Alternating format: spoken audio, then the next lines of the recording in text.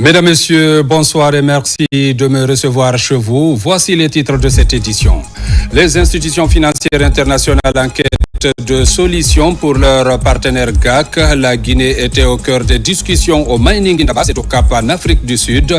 Les partenaires œuvrent pour un règlement de ce contentieux. La mission gouvernementale poursuit son séjour dans la région forestière à Beila. Le Premier ministre Amadou Riba a inauguré une école professionnelle. Ce centre va faciliter la formation des jeunes de cette zone minière du pays. Le secteur touristique guinéen offre des potentialités énormes. Au Fouta Jalon, la ville de Dalaba dispose des sites touristiques qui forcent l'admiration, le tout avec un climat qui avoisine celui de la Suisse. C'est tout pour les titres. Une fois encore, bonsoir et bienvenue dans ce journal. Tout d'abord, cette bonne nouvelle. Mohamed Touré, fils du président Ahmed Sékou Touré, est enfin libre grâce à l'implication personnelle du chef de l'État général Mamadi Doumbouya. Il a été accueilli ce samedi à l'aéroport par le ministre des Affaires étrangères, Dr Maurice Sanda Kouyaté. Reportage Oumar Bari.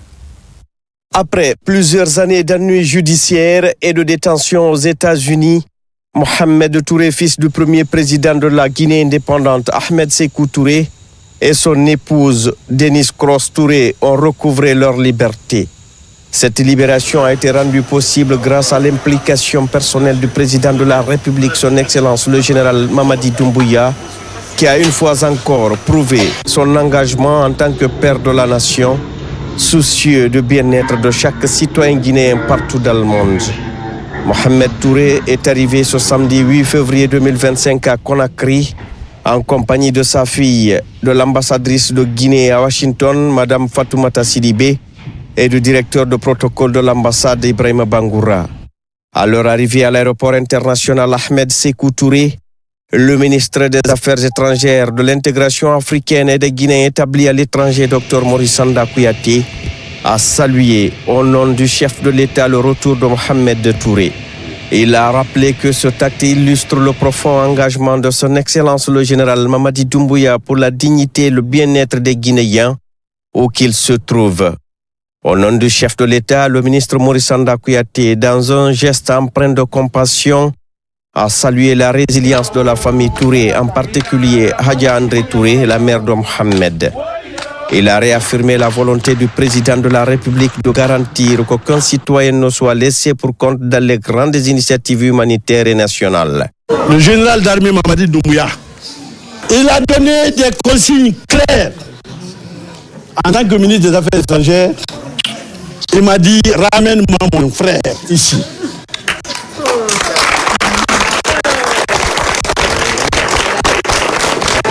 Chaque fois, après les conseils, ou quand il m'appelle pour me donner d'autres instructions, il me dit Mohamed, je lui dis président, on est là-dessus. Il a tout fait grâce au président. Son frère est là. Grâce au président, son frère est là. C'est ça. C'est ça la refondation. C'est ça, général Mamadi Doumbouya. C'est ça la Guinée. Visiblement ému et réconforté, Mohamed Touré a exprimé sa profonde gratitude pour l'intervention personnelle du chef de l'État qui a permis la réunification d'une famille après des années d'incertitude et de séparation. Je sais personnellement que le peuple de Guinée, en tous les quatre coins de la nation, ont aussi fortement participé à créer l'atmosphère qui a aidé à ces résultats-là. Nos propos sont ceux de profonde gratitude pour tout ce monde. Mais bon, le peuple de Guinée a exprimé sa volonté. Il fallait qu'elle soit portée. Et elle a été portée magnifiquement par le chef de l'État, mon frère, Mamadi Doumbouya. Je vous le dis en connaissance de cause, ma sortie effective, maintenant, a été le produit d'un forcing politique, il faut le dire. Parce que je sais que, et par des agents interposés là-bas, avec lesquels on développe toujours des relations humaines, que des instructions fermes ont été données pour sauter pratiquement beaucoup de procédures afin que ce résultat soit. Et dans cet effort, nous voulons remercier aussi le ministre des Affaires étrangères qui n'a ménagé aucun effort. La représentation diplomatique guinéenne aux États-Unis, notamment notre ambassadeur, Madame Sidibé, et son personnel. Et je souhaite que nous tous, ensemble, nous ayons grandi de cette épreuve. Et je sais en tout cas que le président Mamadi Doumbouya est un homme de parole. Sobela Mouem. Sobela Mouem. Alabara la Sirama. Aucun tu peux. Après l'accueil officiel à l'aéroport, Mohamed Touré a été conduit à la maison familiale au Case des Bellevues où Hadja André Touré et les proches attendaient avec impatience. Ce lieu, récemment restitué par le chef de l'État aux héritiers de feu Ahmed Sékou Touré, a vu une famille réunie dans une immense joie et une profonde gratitude. Tous saluent l'implication décisive du chef de l'État, son Excellence le général Mamadi Doumbouya, qui a su faire preuve d'une générosité et d'une solidarité exceptionnelle. Je remercie très sincèrement le président Mamadi Doumbouya. Je lui souhaite beaucoup de succès dans tout ce qu'il fait. Il a réussi total. Il nous a honorés. Que Dieu l'honore. Amen, amen. Que Dieu l'assiste. Amen. Nous sommes de cœur avec lui. Amen. Merci infiniment. L'implication du chef de l'État dans la libération de notre compatriote Mohamed Touré s'ajoute aux nombreuses actions sociales et humanitaires menées par son Excellence le général Mamadi Doumbouya depuis le 5 septembre 2021. Chaque initiative, qu'il s'agisse d'améliorer les conditions de vie des citoyens guinéens ou de soutenir des familles en détresse, reflète la volonté du président de la République de servir son peuple et d'œuvrer pour l'unité et la prospérité de la Guinée. Dans l'actualité encore, la Guinée a pris part au Cap en Afrique du Sud au Mining Indiba. La mission gouvernementale dirigée par le ministre directeur de cabinet de la présidence de la République, président du comité stratégique de Simandou, Djiba Diakité, a reçu lors de ce forum une délégation composée de cadres de la Banque mondiale, de la Banque africaine de développement et de la Société financière internationale SFI. Ces échanges ont pour but de trouver des solutions aux contentieux qui opposent le gouvernement guinéen à la société GAC Global Alumina Corporation. Le compte rendu avec Oumar Bari. Lors de la deuxième journée des travaux du Forum Mining Indaba, plusieurs rencontres stratégiques se sont tenues, mettant en lumière les enjeux qui touchent le secteur minier guinéen. La mission gouvernementale guinéenne, dirigée par le ministre directeur de cabinet de la présidence, président du comité stratégique de Simandou, Djiba Diakité, a reçu une délégation composée de cadres de la Banque mondiale, de la Banque africaine de développement et de la Société financière internationale. Ces échanges ont pour but de trouver des solutions aux contentieux qui opposent le gouvernement guinéen à la société GAC. La délégation guinéenne, qui comprenait également le conseil à la présidence Ousmane Doumbouya, le ministre des Mines et de la Géologie Bouna Silla, la ministre de l'Environnement et du Développement durable Djami Diallo, l'administrateur général de contrôle des grands projets Ibrahima Abe Diallo, ainsi que l'ambassadeur de la République de Guinée en Afrique du Sud, Moriba Alenkone, a entamé des discussions cruciales. L'objectif était de clarifier les points de divergence liés au non-respect des engagements pris par GAC envers le gouvernement guinéen.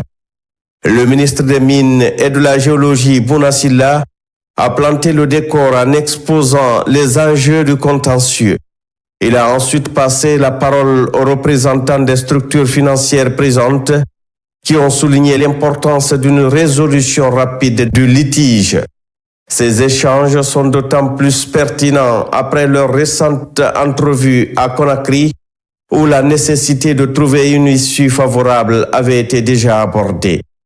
Le président du comité stratégique de Simandou, Djiba Diakité, a remercié les représentants des institutions financières pour leur accompagnement dans divers secteurs de développement en République de Guinée. Il a reconnu les incompréhensions qui existent avec GAC, rappelant que celles-ci résultent principalement d'un non-respect des engagements. Le ministre Djiba Diakité a réitéré la volonté du chef de l'État, son Excellence le général Mamadi Doumbouya, de mettre un terme à cette situation et a également exprimé sa compréhension de la position des banques présentes. C'est l'occasion vraiment pour nous de vous remercier pour l'accompagnement que vous faites déjà sur la Guinée, depuis le 5 septembre et même auparavant, pour développer notre pays, que ce soit sur le plan social ou économique. Nous voyons le témoignage de cet accompagnement cette année encore dans le secteur privé, les projets agricoles qui sont déjà financés par la Banque mondiale. Et je pense que les explications du côté de la partie guinéenne, mais également, comme vous venez brièvement partager avec nous, nous montrent à quel point nos relations sont, de mon point de vue, aussi importantes, voire même plus importantes que l'incompréhension d'ailleurs qui tourne autour du projet GAC. Pour nous, en tant que grands investisseurs, dans le projet GAC, nous comprenons tout à fait votre préoccupation, et votre position aussi, parce que vous l'avez signifié, la Guinée est aussi un actionnaire, donc ça voudrait dire de mon point de vue implicitement que c'est aussi l'argent de la Guinée qui est investi quelque part dans le projet GAC, parce que les dividendes nous reviennent à tous en tant qu'actionnaires, que nous allons certainement en discuter au sein du comité stratégique pour voir justement pour la suite quelle approche, quelles sont les différentes modalités que nous pouvons associer à ce rôle que vous souhaitez jouer. Mais d'ores et déjà, je peux partager avec vous que clairement, vous aurez tout le soutien de l'État guinéen en ce qui concerne l'écoute, en ce qui concerne l'ouverture aussi, pour qu'ensemble, nous puissions converger vers une solution qui permet de réconforter tout le monde, une solution gagnant-gagnant, comme l'a exprimé déjà le chef de l'État depuis le début de ces différentes négociations. Par ailleurs, il a mentionné que l'élaboration du programme Simandou 2040 progresse bien en partenariat avec des cabinets conseils tels que KPMG. Ce programme ambitieux vise à harmoniser les objectifs du secteur minier avec la vision de développement durable du président de la République, le général Mamadi Doumbouya. L'un des aspects les plus importants que vous avez souligné, c'est aussi le programme Simandou 2040. Effectivement, nous avons des discussions en très bonne intelligence avec la directrice régionale, Marie-Chantal, qui, de jour en jour, chaque rencontre, vraiment nous montre en plus une meilleure compréhension et l'expression du soutien de la Banque mondiale sur le programme de développement socio-économique durable et responsable, Simandou 2040, et puis surtout la volonté ferme d'accompagnement. C'est vrai que La raison d'être de notre compréhension des grandes institutions comme la Banque mondiale, FMI, c'est d'accompagner le développement socio-économique d'un pays. Et là, le chef de l'État donne une opportunité de matérialiser cela. Nous avons aujourd'hui avancé sur l'élaboration du document stratégique avec les grands cabinets comme KPMG, Southbridge. Effectivement, nous avons expliqué ce matin que de notre compréhension, pour nous, c'est vrai, les revenus de Simandou sont très importants, très importants, mais nous avons en tête de ne pas dépenser directement ces revenus.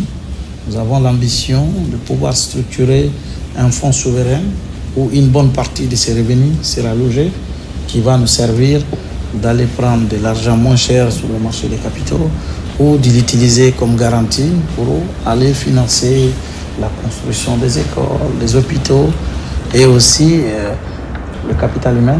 La directrice pays de la Banque mondiale, Marie Chantal, a au cours de l'entrevue souligné l'engagement collectif des institutions financières internationales à soutenir la vision de développement durable et responsable de la Guinée sous le leadership du chef de l'État. La Société financière internationale SFI, qui joue un rôle clé dans l'accompagnement des investisseurs locaux, a également pris part à la discussion. Sa proximité avec la Guinée et GAC lui permet de comprendre les enjeux de chaque partie. Nous étions avec nos amis et partenaires de la Banque africaine de développement ainsi que la directrice des opérations de la Banque mondiale. Nous sommes venus rencontrer la délégation guinéenne pour parler effectivement d'un certain nombre de projets qui font le partenariat des deux institutions, des trois institutions avec le gouvernement de Guinée. Vous avez mentionné le projet GAC. Effectivement, la Banque africaine de développement et la SFI ont investi presque 800 millions de dollars, ont mobilisé presque 800 millions de dollars pour le financement du projet GAC en Guinée. Nous sommes très fiers de cet investissement qui a permis la création de plusieurs milliers d'emplois, qui a permis à la Guinée, qui a contribué à ce que la Guinée soit aujourd'hui le premier producteur de bauxite au monde. Et surtout, ce projet est prometteur parce que dans les conventions que l'État guinéen a signées avec l'investisseur, il y a la promesse, l'engagement de réaliser une raffinerie d'alumine. Le groupe GAC et son actionnaire principal EGA et l'État de Guinée sont en négociation pour trouver des voies et les moyens pour réaliser cette obligation. Donc en tant que prêteur au projet, mais surtout en tant que partenaire à la Guinée, nous sommes venus discuter avec la partie guinéenne pour essayer de voir dans quelle mesure on peut contribuer à ce que ces négociations puissent aboutir le plus tôt possible, afin que le projet puisse continuer et la raffinerie se développer. Nous avons eu une totale convergence de vues sur l'intérêt pour la Guinée et pour l'investisseur et pour ses partenaires à ce que les négociations puissent aboutir rapidement. Donc, nous avons convenu que si l'État le souhaitait, l'État guinéen le souhaitait, les deux partenaires, la BAD et la SFI, pourraient effectivement contribuer à ce qu'une solution soit trouvée dans les jours, dans les semaines à venir. Les échanges avec ces institutions financières dans le cadre de la Mining Indaba illustrent les efforts continus de la Guinée visant à établir un partenariat solide et durable avec ses partenaires financiers. Les travaux de la deuxième journée se sont terminés par une visite des stands de la Guinée et de ses partenaires industriels. À cette occasion, la présidente de Winning Consortium Simandou a offert une portion brute du minerai de fer de Simandou à la délégation guinéenne. Cette offre symbolique souligne la solidité des liens entre la Guinée et ses partenaires stratégiques. Retour en Guinée, direction Mamou, où l'ancien président de l'Assemblée nationale, El Hadj Boubacar Biro Diallo, a regagné sa dernière demeure ce dimanche, décédé hier à l'âge de 103 ans, compagnon de l'indépendance et ancien président de l'Assemblée nationale. El Hadj Boubacar Biro Diallo est une figure emblématique de la Guinée.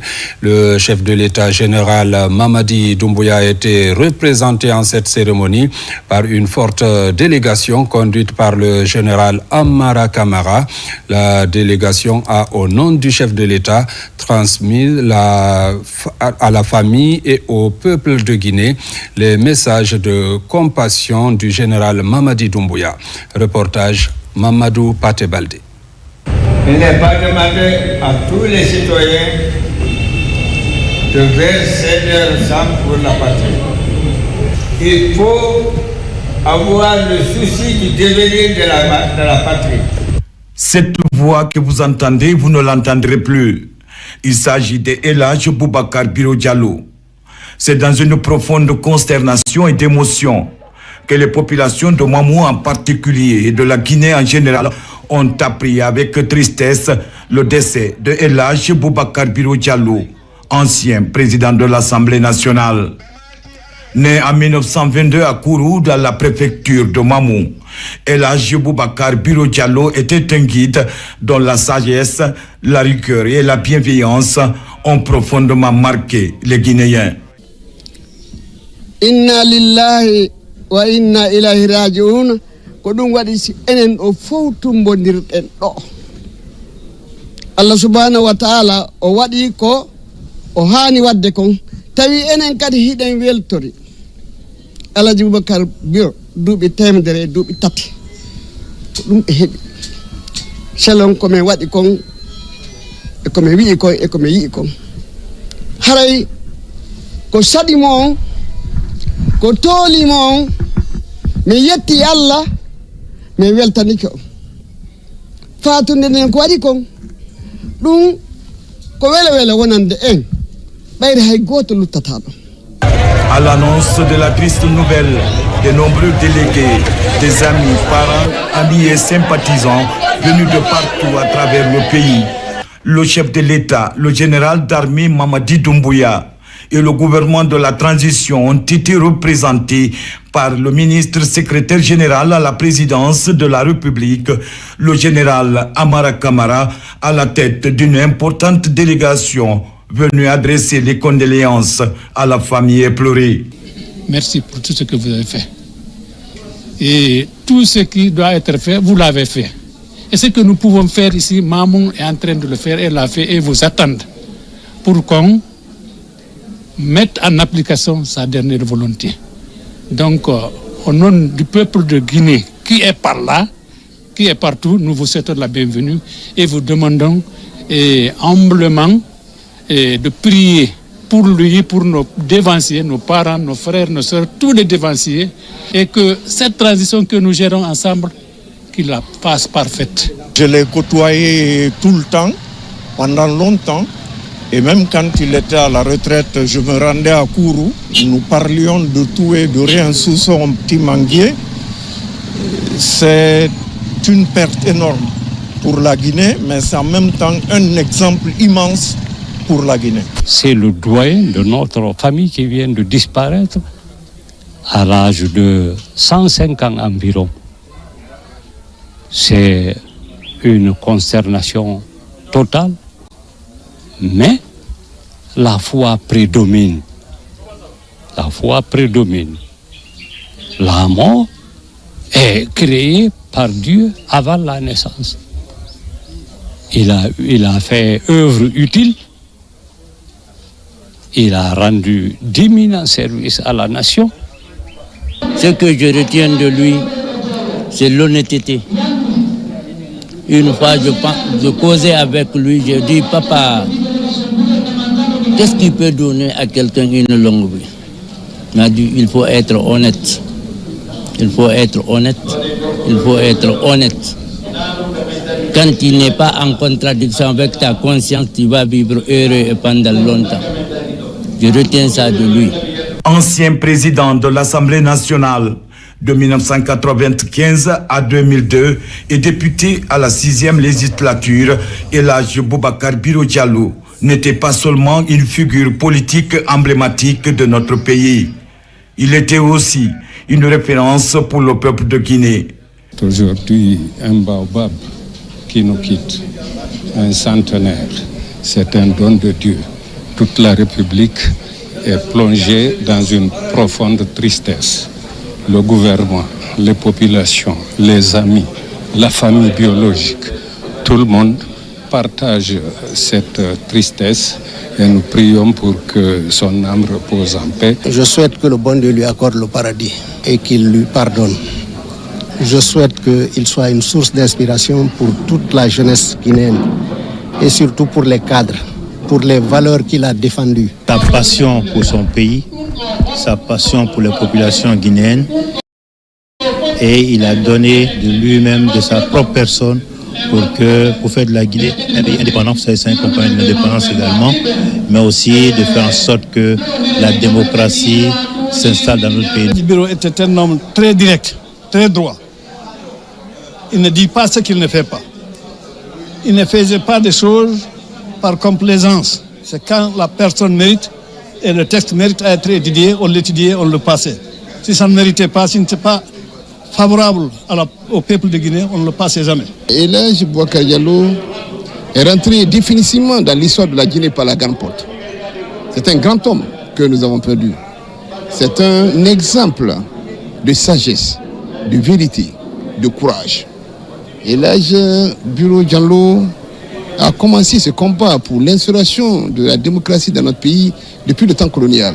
Au nom du chef de l'État, le général d'armée Mamadi Doumbouya, le ministre secrétaire général à la présidence de la République a transmis aux différentes familles le message de compassion du président de la République et de l'ensemble du peuple de Guinée. Ensuite, la délégation s'est rendue à la grande mosquée d'Al-Mamia pour rendre un dernier hommage à ce grand homme qui fut l'un des pionniers de l'indépendance nationale. De la grande mosquée, le cortège funèbre s'est rendu au cimetière de Sabou où le défunt repose à jamais.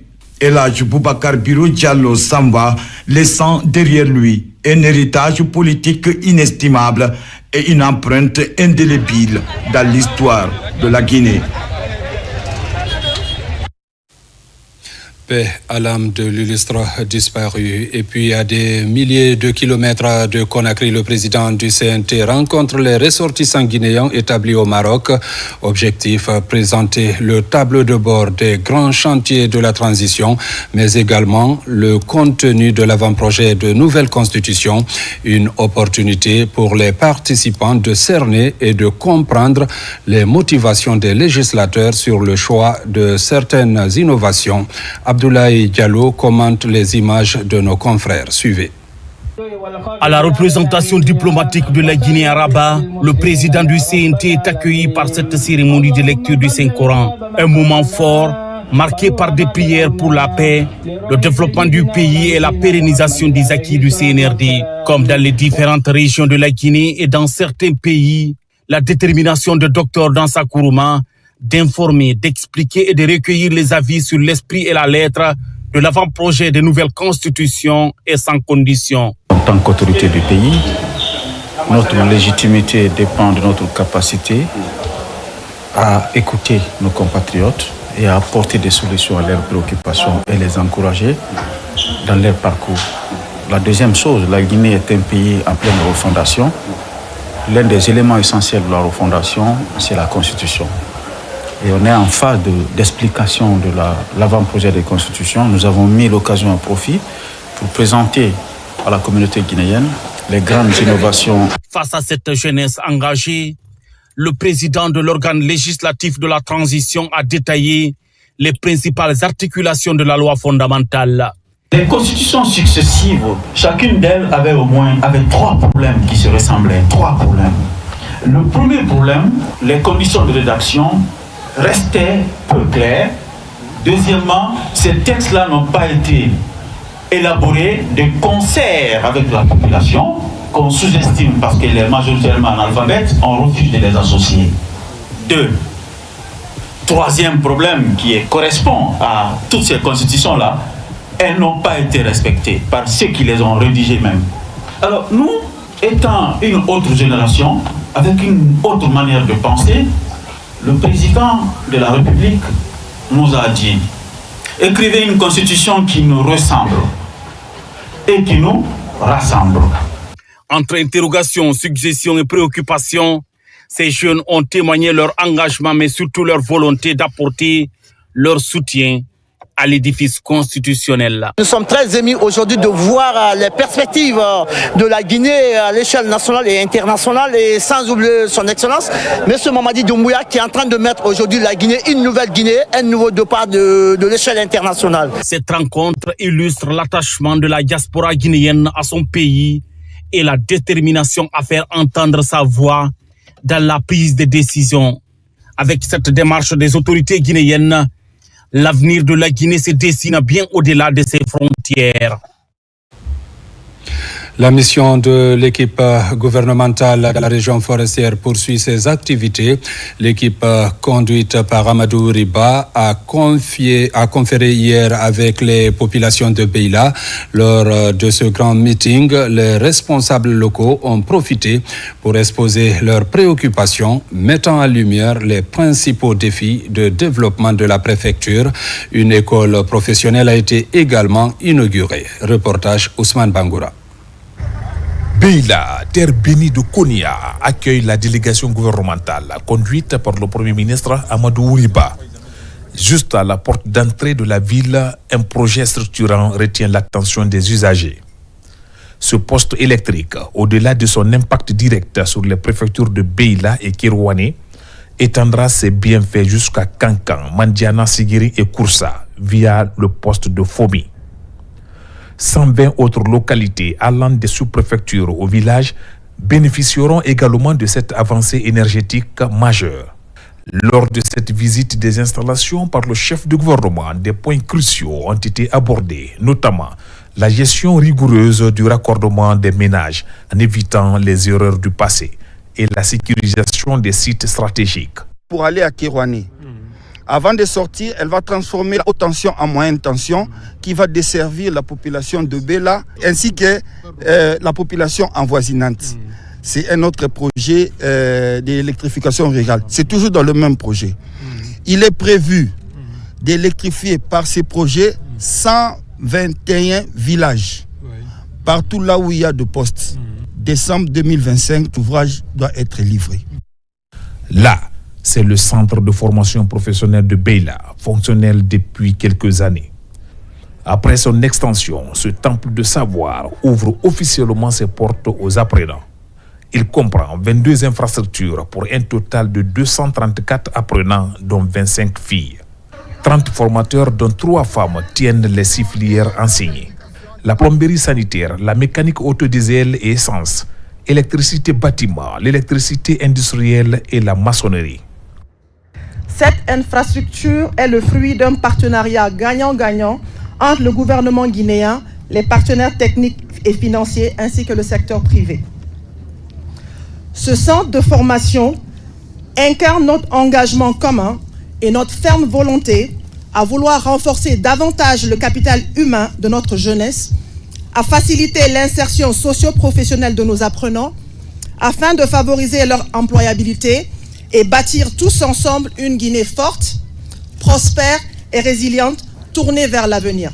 Cette visite guidée de l'équipe gouvernementale aura permis à la délégation de voir aussi le centre énergétique solaire de Beila. Se réjouissant de la réalisation des projets d'importance capitale, les populations ont réservé un accueil somptueux à la délégation, d'où cette mobilisation des citoyens venus de partout. S'il s'agit d'écouter les femmes pour vous permettre de projeter des programmes de développement socio-économique, nos préoccupations sont suivantes.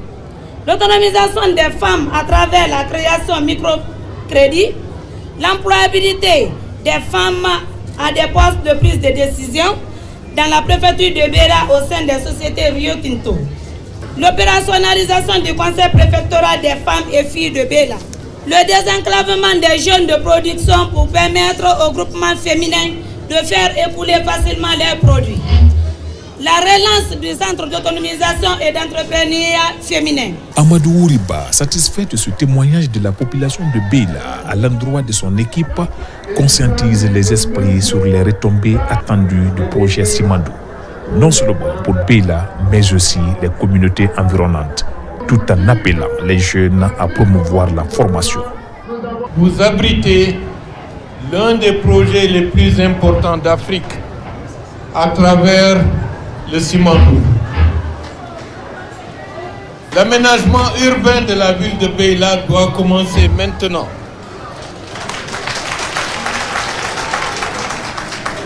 Il faut qu'on sache où commence une route, où elle se termine.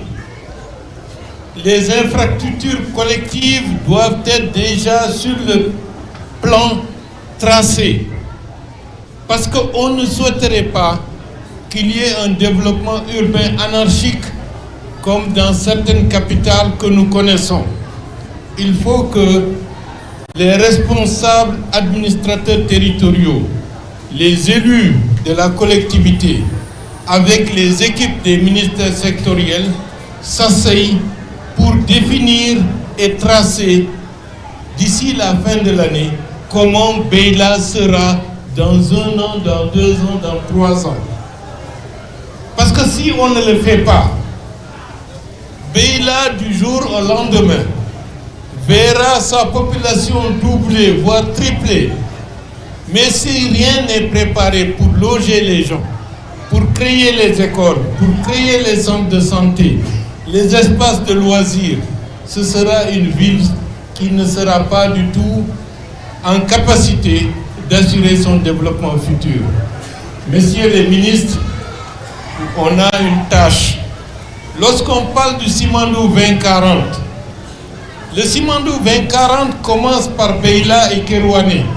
Ce n'est pas la Guinée dans 15 ans. La Guinée dans 15 ans commence aujourd'hui ici à Beila.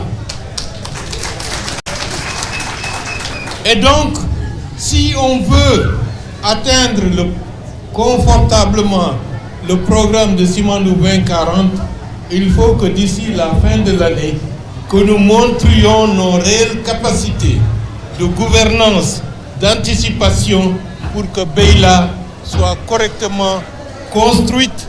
Convaincus des avancées significatives des projets réalisés et en cours de réalisation dans leur préfecture, l'ensemble des populations de Beila ont exprimé leur adhésion indéfectible aux idéaux et aux programmes de société du président de la République, le général Mamadi Doumbouya.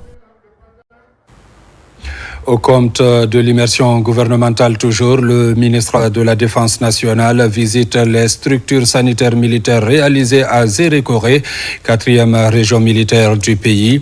Il s'est aussi rendu dans la localité de Kouankan, base du bataillon opérationnel régional de Zérékoré, récemment implanté par la hiérarchie militaire. Le ministre de la Défense nationale salue la cohabitation entre la population de cette localité et les forces de défense et de sécurité. Reportage caporal Mabinti Keita. Dans son volet relations civilo-militaires, l'implication de l'armée dans l'amélioration de la santé de la population est un axe prioritaire des réformes en cours.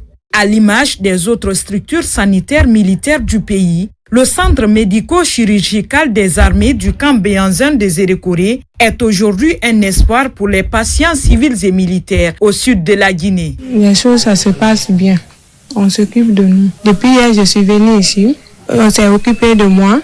Ici, c'est bon. Depuis le 30, je suis là, opéré, convalescent. Franchement, les médecins qui sont là s'occupent très bien de nous, que vous soyez militaire, que vous soyez civil. Et en plus, les installations et les équipements qui sont en place, nous sommes très, très ravis de la bonne volonté des autorités qui ne cessent de mettre en œuvre des initiatives qui nous rendent toujours fiers. Des soins de qualité avec des équipements performants. Cet important investissement de l'autorité est soutenu par la dimension humaine du personnel sanitaire de l'armée dans la 4e région militaire. Au niveau des acquis, En 2023, on a consulté plus de 13 000 cas. Parmi ces 13 000 cas, la population civile représentait plus de 9 000. Et les autres, c'était des militaires avec leurs familles. En 2024, on a eu à consulter plus de 14 000 patients. Parmi ces 14 000 patients, les civils représentaient plus de 80% de nos consultations. Début 2025, vous avez sillonné les salles, vous avez constaté ce qui se passe. Vous-même, vous pouvez juger. Plus loin, dans la sous-préfecture de Kouankan, base du bataillon opérationnel régional BOR, la cohabitation est heureuse entre militaires et civils. Nous sommes très contents par rapport à l'arrivée du camp à Kouankan, y compris nos parents. La sécurisation de Kouankan est très mieux aujourd'hui. Avec eux aussi, franchement, nous sommes des amis. Ils ont trouvé toute la population kouankanaise que nous sommes des amis et nous sommes aussi des amis de plus depuis leur arrivée. Il y a une bonne cohésion entre la population et le bataillon. La population nous aide beaucoup à fournir les renseignements. En visite de travail sur ce chantier, le ministre de la Défense nationale a, au nom du président de la République, remercié la population de Kouankan pour son hospitalité et sa bonne collaboration avec les forces de défense et de sécurité. Il faut respecter la discipline militaire. Il faut cultiver l'esprit de corps. Cela veut dire que vous devrez respecter la population civile. Agissez conformément à la loi, conformément au règlement militaire. Respectez l'intégrité physique et morale des citoyens. Respectez les traditions locales. Parallèlement, des séances de sensibilisation sont organisées par le commandement de la 4e région militaire. Elles portent sur la connaissance et le respect des droits humains, avec au point nodal le renforcement des relations entre l'armée et sa nation. Pose de la première pierre ce matin de la direction régionale de police de Nzérékoré. La réalisation de l'infrastructure est financée par l'État guinéen. C'est le Premier ministre Amadou Riba, en présence de plusieurs membres du gouvernement, qui a présidé la cérémonie. Une fois terminé, l'édifice va désormais offrir au personnel de police un cadre idéal de travail dans la protection des personnes et de leurs biens. Alpha Isiagapa, Souleymane Kondé. La pose de la première pierre est d'une haute portée sécuritaire. C'est la future direction régionale de la police de Nzérékoré. L'infrastructure sera bâtie sur cet espace de plus de 1000 mètres carrés. La pose de la première pierre est une des activités planifiées par le ministre Bachir Diallo à l'occasion de l'immersion gouvernementale. Monsieur le ministre, depuis votre nomination à la tête de ce ministère, vous avez insufflé un vent de renouveau, transformant les défis en opportunités et les promesses en réalité tangibles. Il est important de rappeler ici rapidement que cette direction est un maillon essentiel de la sécurité régionale pour veiller à l'application des lois de la République, assurer la protection des personnes et des biens et prévenir les troubles à l'ordre public, entre autres. La région administrative de Nzérékoré, compte tenu de sa position géographique, avec plusieurs centaines de kilomètres de frontières internationales, de ses importantes ressources agricoles et de ses grandes richesses minières, occupe une place stratégique dans le développement économique de notre pays. C'est un bâtiment R+1 qui va sortir de terre. Il est composé de 13 bureaux et plusieurs autres commodités. Financés entièrement par le gouvernement guinéen, les travaux de construction de la direction régionale de la police de Nzérékoré vont durer 7 mois. La police est le maillon essentiel pour qu'il y ait effectivement un état de droit. Si la police n'est pas mise à sa place, conséquemment, pour qu'elle puisse faire son travail dans la dignité, dans l'efficacité, il va de soi, c'est l'état de droit qui va emporter les contre-coups. Dès après la pose de la première pierre de la direction régionale de la police de Nzérékoré, l'équipe gouvernementale a visité la protection civile de la capitale forestière. Des motos ainsi que des ordinateurs ont été remis aux soldats du feu. Le salut est venu du ministre de la Sécurité de la Protection civile et celle des télécommunications. Restons dans la région forestière. À Macenta, une équipe technique du ministère de l'Industrie vient de visiter les installations de l'usine de thé de Macenta pour sa relance. Installation vétuste, moins limitée pour l'entreprise chargée de l'exploitation de l'usine ou encore spoliation du domaine agricole sont autant de défis à relever afin de rendre cette relance effective sur fond de modernisation. Abdul Karim Kamara depuis la région forestière. À 6 km de Macenta, ce joyau industriel sous la Première République reste encore une fierté guinéenne. Mais aujourd'hui, cette fierté est racontée dans une cadence nostalgique. Opérationnelle depuis une dizaine d'années, grâce à un partenariat public-privé, l'usine de thé de Macenta connaît toujours une relance poussive. Ici, l'on compte une poignée de machines parmi tant d'autres vétustes. Quand nous voyons beaucoup d'années que l'usine a fait arrêter, nous pouvons dire Dieu merci aujourd'hui. L'usine est en avance par rapport au temps passé. Comme vous l'avez constaté, l'installation de nouvelles machines. Je remercie le ministère de l'Industrie par rapport à cette mission effectuée aujourd'hui. Parce que leur présence aujourd'hui ici va mettre en lumière toutes les activités que l'entreprise est en train de faire. En immersion gouvernementale, une équipe du ministère du Commerce, Industrie et PME vient s'enquérir des réalités de l'usine qui fait partie aujourd'hui des unités industrielles logées dans le portefeuille de l'État. La relance de cette unité industrielle s'inscrit dans une vision large du chef de l'État portée par la ministre Dr Diaka Sidibé. On a constaté que l'entreprise a vraiment pris des mesures, elle a commencé à s'installer. Nous sommes là justement pour encourager l'entreprise à continuer son plan d'investissement qui va permettre, nous l'espérons, à cette zone d'être dynamique. Dans ces installations où le temps s'est arrêté, le constat révèle à maints endroits la nécessité de moderniser les actifs. Malgré la spoliation du domaine agricole de l'unité par la population, le thé de Macenta refuse de mourir. Nous avons à date une politique nationale d'industrie qui a été mise en œuvre l'année dernière, donc qui est aujourd'hui un outil très pertinent pour pouvoir vraiment moderniser, innover et aussi mettre en place des stratégies très importantes pour le développement des industries en Guinée. À date, l'usine de thé de Macenta tient 150 emplois directs et indirects, parmi lesquels 3 experts sri-lankais et rwandais qui s'occupent de la plantation et de la production. Pour l'entreprise en charge des opérations, si la relance et la modernisation devenaient une réalité, l'usine pourrait employer jusqu'à 500 personnes. Et puis le département en charge des personnes vulnérables est prêt à accompagner l'association guinéenne pour l'autonomisation des aveugles de Nzérékoré. Charlotte Daffé est allée au contact de cette couche vulnérable qui pratique des métiers artisanaux pour s'imprégner de leurs conditions de travail et rassurer ces acteurs de la volonté du gouvernement à améliorer leurs conditions de travail. Moussa Komara. Ces malvoyants devenus le symbole de la bravoure font tomber le masque. Avec art et intelligence, ils font du beau. Des filets de pêche, des tamis, des instruments de musique traditionnels sont confectionnés pour se prendre en charge et refuser d'être des victimes des préjugés sociaux. Quand ton manger se trouve dans les mains d'autrui, c'est très difficile, tu deviens esclave. C'est ce qui nous a poussé à apprendre ce métier pour chercher notre autonomie économique. Installés dans le quartier Orient 1, ces personnes à déficience visuelle sont au nombre de 36, réunies dans un groupement qu'ils appellent Association guinéenne pour l'autonomisation des aveugles.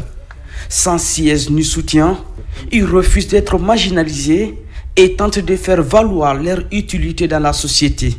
Ce combat a commencé depuis 2016, mais pendant ce temps, ils sont confrontés à des difficultés majeures.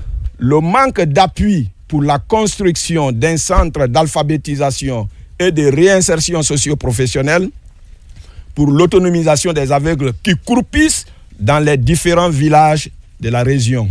L'insuffisance de moyens pour l'acquisition des matériaux de confection de nos objets artisanaux. Le manque de moyens pour l'acquisition d'instruments de musique modernes. Nous voulons avoir un orchestre, madame. Venue s'enquérir des conditions de vie et de travail de ces personnes démunies, la ministre de la Promotion féminine, de l'enfance et des personnes vulnérables a salué le courage et la résilience de cette couche sociale. Le président a demandé que nous venions en province, en région, pour toucher les réalités du terrain. Nous voyons que le besoin est là. Nous allons tout faire pour que vous aussi, vous ayez les mêmes droits que les enfants aveugles qui sont à Conakry et dans d'autres régions. Que ce soit les enfants, l'accompagnement que vous demandez, nous allons tout mettre en œuvre pour vous accompagner. Ce message rassurant et plein d'espoir ravive cette association résolument engagée à repousser le spectre de la mendicité à Zérékoré.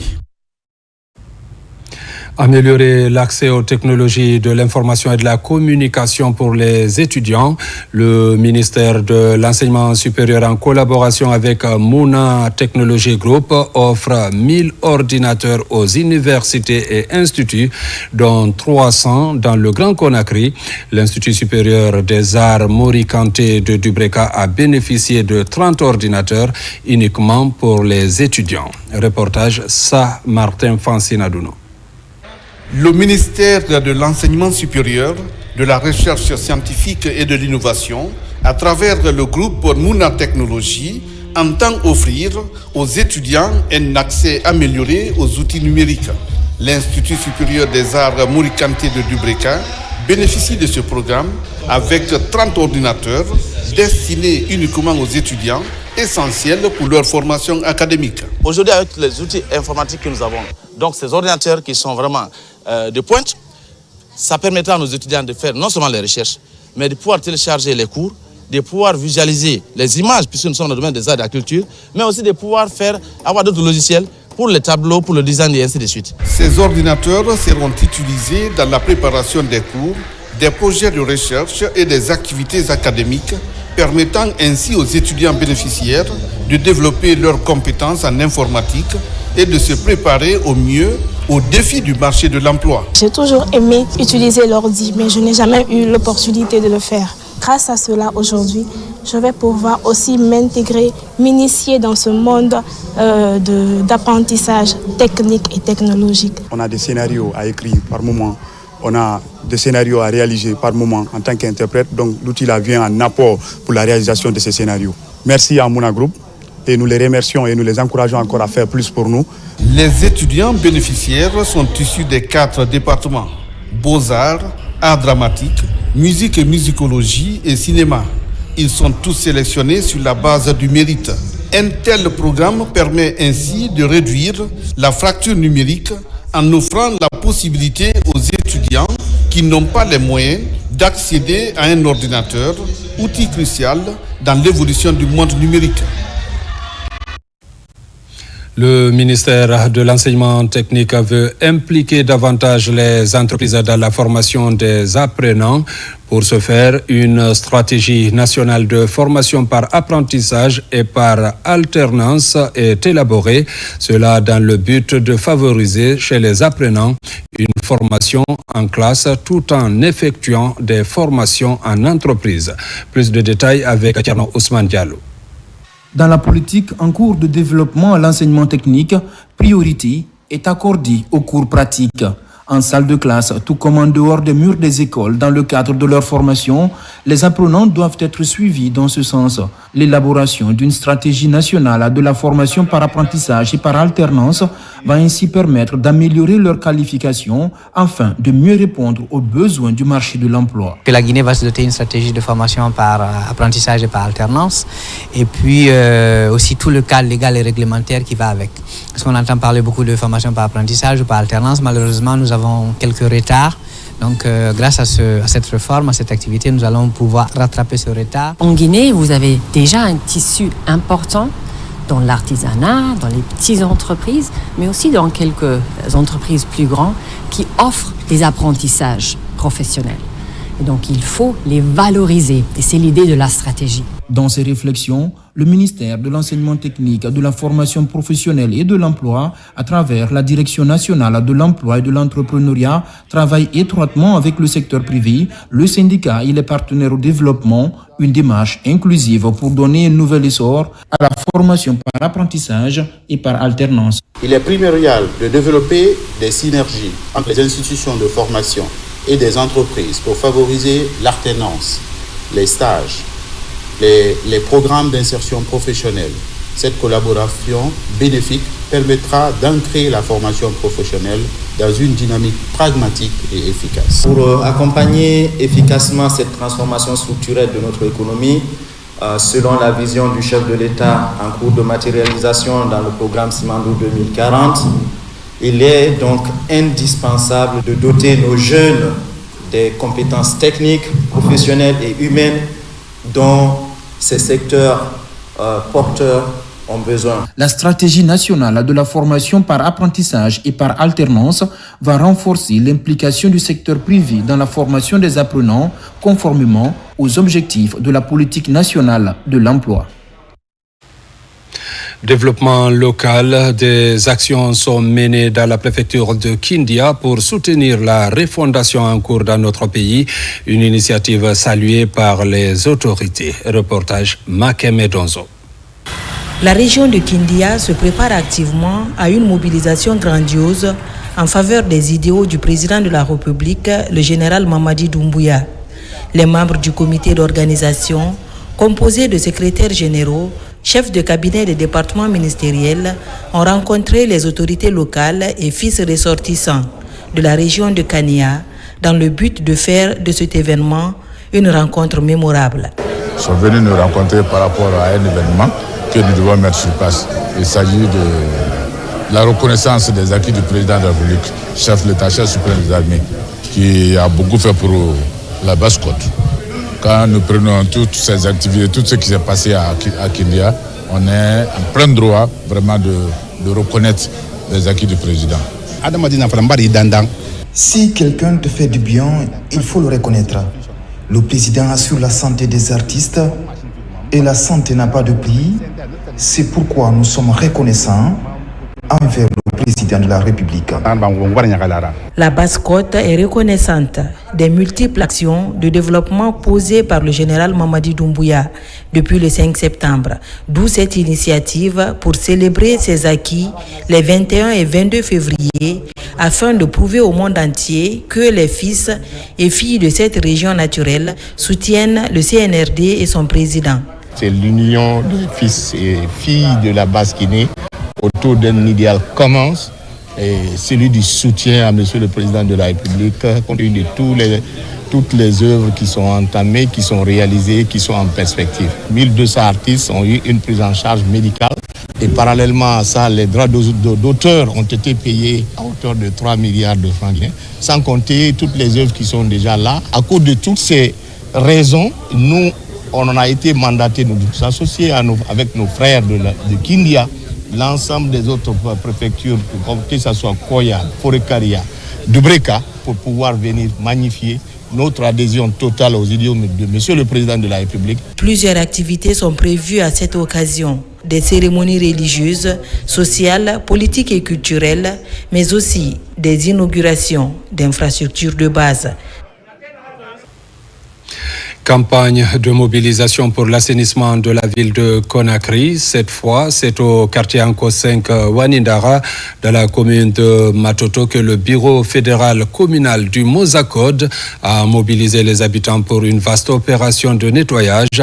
Une initiative qui a également servi de cadre à la validation officielle du bureau Mosacode d'Anko 5 Wanindara par Adja Diaba Doumbouya.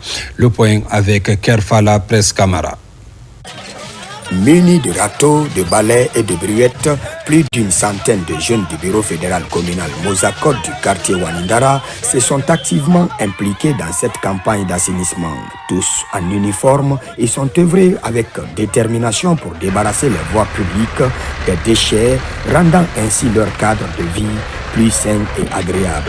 Nous jeunes souhaitons désormais donner une nouvelle image à cette localité. Nous sommes bien persuadés de la présence de notre grande coordinatrice nationale, Adja Diaba Doumbouya. C'est bien ça notre priorité, la voir parmi nous à cette activité d'assainissement, qui est d'ailleurs le fruit de son déplacement, qu'elle reçoit nos salutations respectueuses. L'ambiance était à la fois festive et citoyenne lorsque Adja Diaba Doumbouya est arrivée sur les lieux. Accueillie chaleureusement par la population, elle a saisi cette occasion pour officialiser la validation du bureau fédéral communal Mozakod du quartier Wanindara, marquant ainsi une étape importante dans la structuration du mouvement à l'échelle locale. Au nom de la coordinatrice nationale Lagia Diaba Doumbouya, le bureau de Wanindara Mozakod est validé.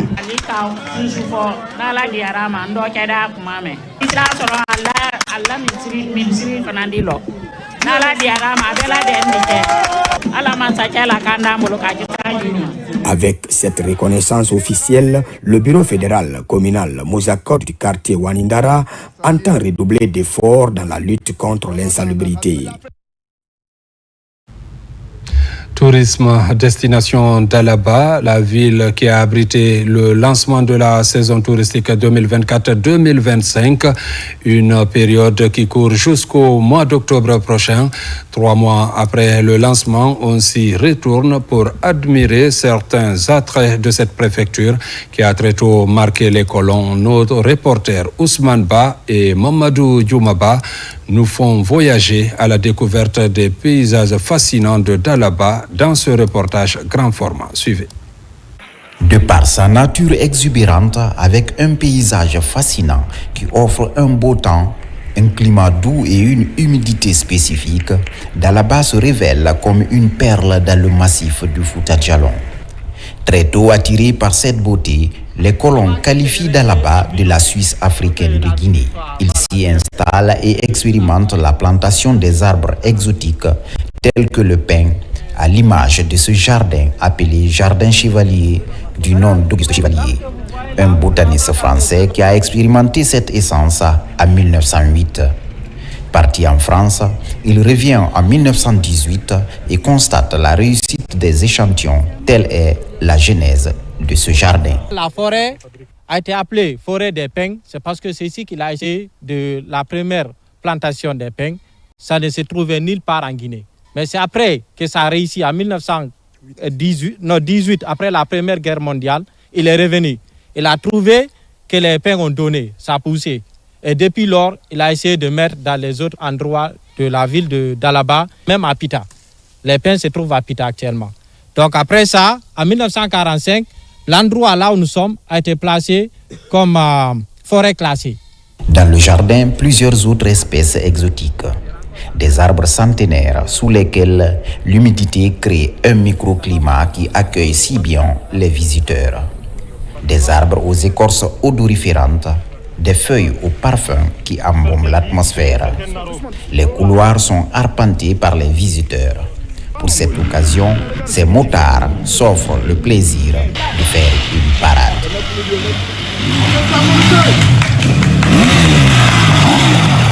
Il a essayé les pins, les eucalyptus, l'érable, les bambous, les caféiers, le cannelier. Il a trouvé que tout ça la marche. Il a fait cette exécution un peu partout à Dalaba. Il est parti vers Ifak là-bas, il l'a essayé. Les pins et les canneliers sont là-bas encore. Dalaba, ce sont aussi les sites historiques. Ici, c'est Fugumba, la capitale religieuse du Fouta théocratique, qui faisait aussi office de parlement. C'est l'endroit où l'on intronisait les almamis de 9 provinces appelées Diwe. Cette première case était la salle d'attente. Cette autre plus grande était la salle de couronnement. Des sanctuaires qui ont résisté à l'usure du temps avec ses intempéries pendant des siècles grâce aux entretiens assurés par les gardiens des temples. Il y a eu 14 almamis. Parmi les 14 almamis, le couronnement se faisait ici, chez nous ici. Et parmi les 14 almamis, parce que c'était un modèle d'organisation sociale en avance sur son époque, il y avait l'alternance. Le premier almami, Karamoko Alpha, le deuxième almami, Suri Maudo. Donc c'est ce qui a fait qu'il y a eu l'alternance entre les Souria et les Alfaya. Et parmi les 14, il y a eu 7 de chaque côté. Et actuellement, la case que nous avons ici a été présentée comme un site pour le patrimoine mondial. Et nous remercions très sincèrement le ministère de la Culture, le gouvernement guinéen, qui a fait en sorte que la case de couronnement de Fugumba soit parmi les 5 sites témoins présentés à l'UNESCO. C'est une famille qui entretient cette case et le sol n'a pas changé, les murs n'ont pas changé. C'est la toiture qui est le teinté qu'on renouvelle chaque 15 ans s'il n'y a pas de termites. Donc il faut remercier tout le monde que c'est un patrimoine maintenant. Et nous sommes heureux qu'on mette cet patrimoine aujourd'hui en lumière. Le couronnement aussi, c'est les turbans des 9 duvets qui représentent les provinces. On commence par le turban de Fugumba, on termine. Mais l'Almami reste pendant 9 jours ici. Et chaque matin, on enlève un turban. Quand ça reste le turban de Fugumba, on fait une délégation qui l'accompagne jusqu'à Timbo, parce que c'est là-bas qui est la capitale administrative. Dans la même contrée, ce site emblématique du tourisme guinéen, c'est la chute des Ditines. Une marche de 20 minutes en traversant des précipices et des monticules arides donne accès au site. Sur place, l'on découvre une merveille naturelle. Une chute de près de 80 mètres, laissant échapper une brise qui chatouille la peau comme signe de bienvenue et de réconfort après un long parcours. Alors nous sommes bien ici pour admirer cette belle nature au beau ciel, que la nature sature de ses rayons qui se prosternent devant la profondeur des nuits. Et quand on dit que Dame Nature a doté la Guinée des plus beaux sites touristiques, la chute des Ditines en est une parfaite illustration. À présent, direction le stade du 28 septembre pour les échos de la 4e édition du CSK Tour. Cet événement organisé par le club sportif de Kipé a drainé du monde le corps diplomatique et des légendes du football guinéen par le biais de la marche, de la sensibilisation et du dépistage. L'objectif visé est de lutter contre les maladies cardiovasculaires. Reportage Fodé Camara. Sous le slogan « Ensemble, marchons pour notre santé », c'est parti pour la 4e édition du CSK Tour. Managé par l'ONG, le club sportif de Kipé, ce mouvement d'ensemble a pour enjeu de vulgariser les bonnes pratiques de santé publique. Ceci pour mieux lutter contre l'hypertension artérielle, le diabète et l'obésité. Pour la petite histoire, c'est les amis d'enfance de Kipé qui sont mis ensemble pour créer cette ONG. À la base, nous travaillons tous et nous n'avons pas le temps en semaine et on s'est rendu compte qu'on prenait du poids par manque d'activité. Et ces derniers temps, c'est la jeunesse qui a été touchée par les maladies cardiovasculaires. Donc c'est ainsi on s'est mis ensemble pour sensibiliser nos frères, nos sœurs, nos mamans et nos enfants. Comme j'aime le dire souvent, que nous allons faire marcher le monde entier en même temps. D'année en année, l'appel de Sékou Djibril Silla trouve des échos au niveau du corps diplomatique et du cercle des amis d'ici et d'ailleurs. Je pense que le message principal, c'est le sport, ça fait du bien, c'est important pour la santé. Faire du sport d'une façon régulière, ça va éviter ou retarder beaucoup de maladies. Bon, c'est pas seulement le sport, c'est aussi le régime qui est important. Mais faire les deux ensemble, ça fait du bien. Pour populariser la dynamique de bouger plus souvent, pour chasser les maladies, le club sportif de Kipé peut aussi compter sur une légende qui a écrit l'une des plus belles pages du football guinéen. Aboubakar Titi Camara est l'une des têtes d'affiche de cette 4e édition de la marche du club sportif de Kipé. Ce que nous consommons, si on n'arrive pas à les éliminer en fournissant un peu d'effort, je pense qu'après plus tard, ça donnera toujours des complications et surtout des maladies. Je pense que c'est une très bonne chose, en espérant qu'il y a beaucoup de gens qui vont adhérer, participer surtout pour notre santé. Le stade du 28 septembre a été le point de départ de ce marathon. Après la marche à partir du carrefour de Donka, retour au stade du 28 septembre pour une large sensibilisation contre l'hypertension artérielle et le diabète. Une sensibilisation suivie d'un test de dépistage gratuit des populations. Il faut qu'on accepte de connaître son statut. Et le statut, on ne peut pas le savoir sans faire le dépistage. Donc j'invite toute la population guinéenne à se faire dépister. Le club sportif de Kipé a déjà installé ses antennes dans 24 préfectures et à l'international, notamment dans la sous-région, les États-Unis et en Europe, précisément à Paris.